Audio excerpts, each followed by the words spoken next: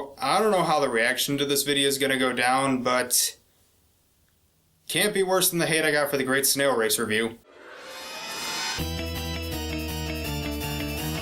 This I'm kind of cheating on because this originally aired on both Cartoon Network and Kids WB at the same time. It's not a CN original like Billy and Mandy was, but it was where I first watched the show, so I consider it a Cartoon Network show. Teen Titans aired from 2003 to 2006, following 5 young superheroes that work together as a team to save the city. The team consists of Robin, the leader with a utility belt full of gadgets, Starfire, the alien who can shoot energy beams out of her hands, Cyborg, a half-man, half-robot, Beast Boy, who can turn into any animal, and Raven, a tormented demon spawn with magical powers. Now, this show is so beloved that saying anything negative about it is often met with a lot of pushback, so let me make this clear, I love this show. Love it, love it, love it, love it, love it, love it, love it. This and Avatar were sort of the first shows with ongoing story arcs that I had to make sure to watch every week. I loved it as a kid and it still holds up today. But even as a kid, whenever this episode would come out, I'd be like, oh, this one again. I mean, I'd still watch it because I had no life, but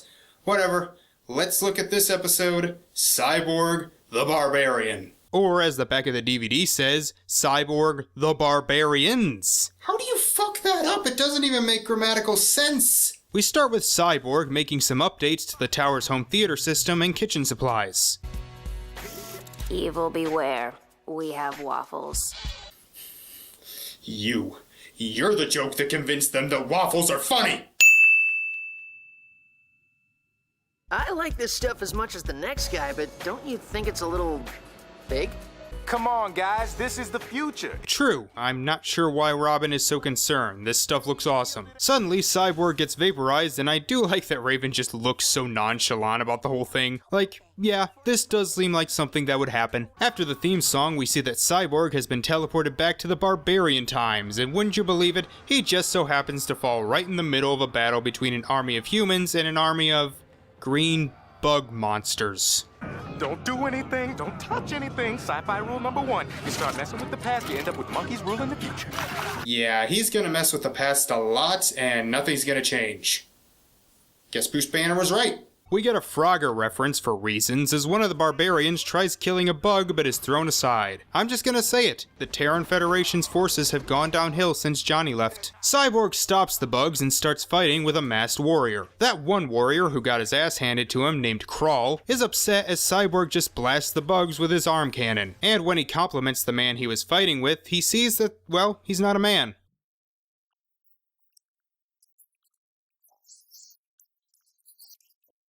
I do love the cartoon logic that a tribe from 5,000 years ago can speak perfect English. After some boring bits, Saracism dubs him the new champion. Champion of what? I'm not sure. Bug killing? And while Cyborg is originally worried that there is nowhere for him to charge, he is then distracted by a feast. Krull is obviously upset and goes to meet someone known only as the Witch. Through some bad exposition, we learn that he freed this witch from an eternal sleep and now she must serve him.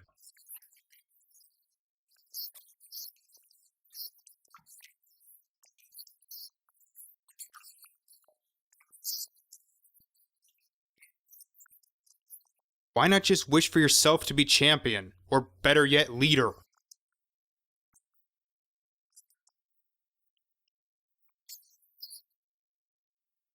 Seems kinda harsh for a guy who woke you from an eternal slumber. Cyborg tries recharging himself with old-timey science, but nearly destroys his place. Saracism and him try and build some chemistry, which might work if Saracism wasn't such a boring character. And that's probably my biggest problem with this episode. It's dull. There's not much comedy, not much action, and the new characters are just so boring they might as well be robots. Yes, that was intentional.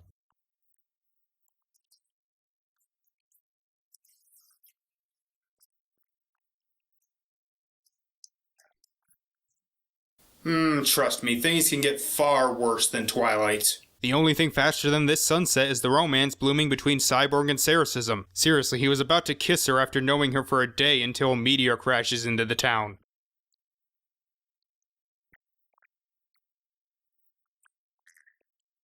Then how about wish for super strength or the ability to shoot fire or something?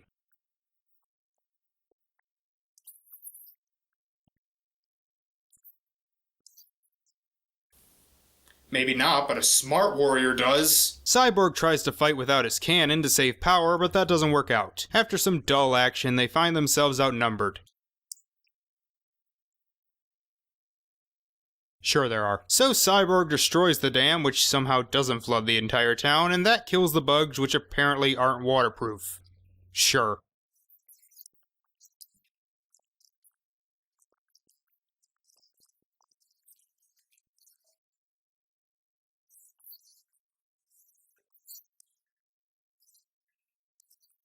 No, lady, if he stays here, he will die.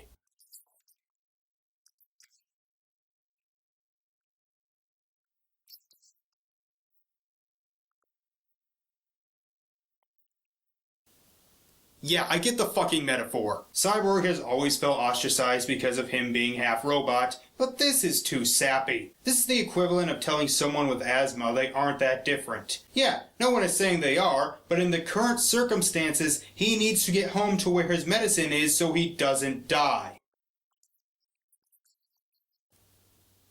What don't you know? Krull tells him that he can get back to his own time and takes him to the witch. She gives him a portal back home, but before he goes, he somehow realizes that Krull was the one who brought him here, and that he was the one who was responsible for the attacks. He runs out of power, because of course he does, and we get an action scene between the two. Krull wishes for more power, and the witch fuses him with some of the bug monsters, turning him into this, and starts beating Cyborg to a pulp.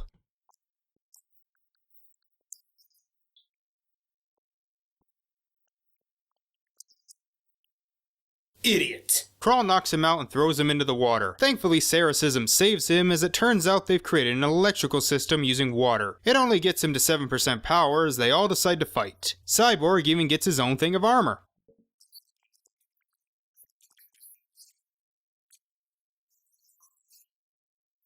Seriously? Like, did this need a romance subplot? So we get an unimpressive and kind of ugly action scene. Krull tries to take down Cerecism.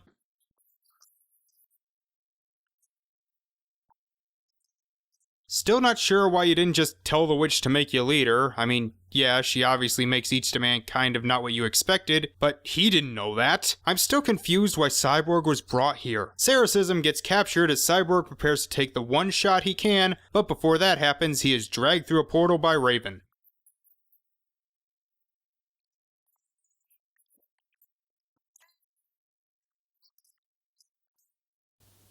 Sure, why not? As Cyborg mourns for those he left behind, Raven shows him a book that reveals that Cerecism and her army won the battle.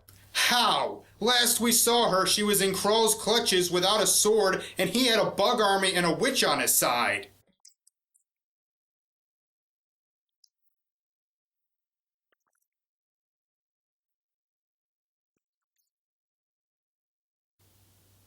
Yes, you did. This sort of I don't need modern technology to defeat the enemies thing annoys me. The first time you defeated them was only because of your arm cannon. The second time you destroyed a dam, which you wouldn't have been able to do if you weren't half robot. And the third time you were being carried away by the bugs and were about to use the arm cannon again before Raven stopped you. There's only one word to describe this episode: boring. Boring action, boring characters, boring story, and very little comedy because it takes itself so damn seriously. Teen Titans was so great because it had the perfect balance of comedy and seriousness, and while they had plenty of episodes that were more comedic or more serious, they typically did it well. This is so dramatic, but I don't care about this tribe, the villain was lame, the romance was forced, and the whole don't need modern technology thing is kind of hypocritical. That said, it isn't a terrible episode. The opening had its moments, Cyborg's dilemma with his powers is at least well handled, and it certainly had its heart in the right place. It's my least favorite episode of the series, which I think speaks to this show's quality. It's a great show that still holds up 13 years after it went off the air. Well, next time we meet up with Sector V to watch a Kids Next Door episode that made some interesting choices. Thank you all for watching, and I will see you next time. Bye.